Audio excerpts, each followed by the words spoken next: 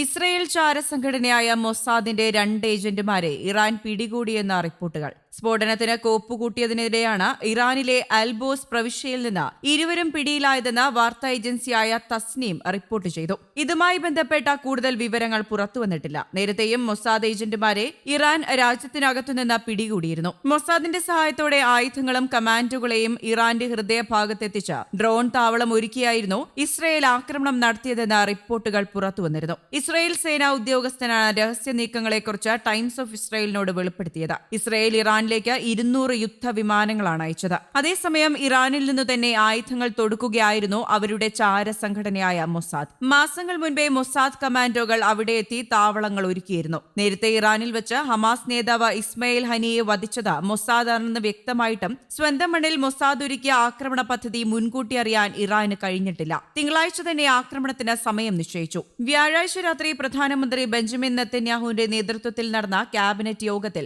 മൊസാദിന് അന്തിമ അനുമതി കിട്ടി. വെള്ളിയാഴ്ച പുലർച്ചെ ഇറാന്റെ ആണവ സൈനിക കേന്ദ്രങ്ങൾ വ്യോമസേന ആക്രമിച്ചപ്പോൾ സൈനിക നേതൃത്വത്തെയും ആണവ ശാസ്ത്രജ്ഞരെയും ലക്ഷ്യമിടുകയായിരുന്നു മൊസാദ്. ഡ്രോണുകൾ ഉൾപ്പെടെയുള്ള ആയുധങ്ങൾ വിവിധ കേന്ദ്രങ്ങളിൽ ഒളിപ്പിച്ച വാഹനങ്ങളിൽ നിന്നാണ് തൊടുത്തത്. ഇസ്രയേൽ പ്രതിരോധ സേനകളും മൊസാദും ചേർന്നാണ് നീക്കങ്ങൾ ആസൂത്രണം ചെയ്തത്. തലസ്ഥാനമായ ടെഹ്റാന്റെ തൊട്ടടുത്താണ് ഡ്രോൺ ബേസ് സ്ഥാപിച്ചത്. രാത്രി ഡ്രോണുകൾ പറത്തി ഇറാന്റെ മിസൈൽ വിക്ഷേപണ സൗകര്യങ്ങൾക്ക് നേരെയായിരുന്നു ആദ്യ പ്രഹരം. ഇസ്രയേലിനെതിരെ ഇറാൻ സജ്ജമാക്കിയിരുന്ന പ്രധാന ആയുധമായിരുന്നു ഉപരിതലത്തിൽ നിന്ന് ഉപരിതലത്തിലേക്കുള്ള മിസൈലുകൾ. ആയുധ സംവിധാനങ്ങൾ വഹിക്കുന്ന വാഹനങ്ങൾ ഇറാന്റെ മണ്ണിലേക്ക് എത്തിക്കാൻ കഴിഞ്ഞതാണ് ഇസ്രയേലിനെ ഏറ്റവും സഹായിച്ചത്. ഈ സംവിധാനങ്ങൾ ഇറാന്റെ വ്യോമ പ്രതിരോധ സംവിധാനങ്ങളെ മറികടന്ന് ഇസ്രയേലി യുദ്ധവിമാനങ്ങൾക്ക് മേധാവിത്വവും പ്രവർത്തന സ്വാതന്ത്ര്യവും നൽകിയെന്നാണ് വിലയിരുത്തപ്പെടുന്നത്. ഇറാന്റെ വ്യോമ പ്രതിരോധ സംവിധാനത്തെ കബളിപ്പിക്കുക, വ്യക്തികളെ കൃത്യതയാർന്ന ആക്രമണത്തിലൂടെ വധിക്കുക എന്നിവയായിരുന്നു ലക്ഷ്യങ്ങൾ. മാസങ്ങളെടുത്ത് പല ഭാഗങ്ങളായി ഇറാനിലെത്തിച്ച ആയുധങ്ങൾ അവിടെ വെച്ച് കൂട്ടിച്ചേർത്ത് വിന്യസിക്കുകയായിരുന്നു. 2 മൊസാദ് കമാൻഡോകൾ ആയുധങ്ങൾ സജ്ജമാക്കുന്ന വീഡിയോ പുറത്തുവന്നിട്ടുണ്ട്.